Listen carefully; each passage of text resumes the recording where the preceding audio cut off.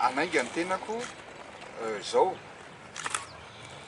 amonjy ny fotoana ny fanomezako ny fanomezanay de ny tenako sy ny filohan'ny tanzaniana zany ifandinika resaka ankitso-po mba ahafahana mahita vahaolana am'izao zavatra mitrango eto Madagasikara zao.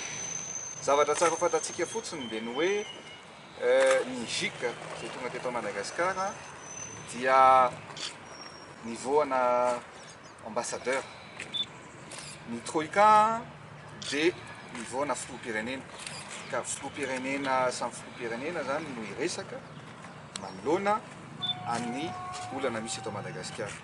Ka zay no zavatra tsy nampitana aminareo anainga ho an'ny Tanzania zany ny tenako io dia iresaka amin'ny filoha Tanzania. Rehefa tafaverina any de hitantsika mivaly.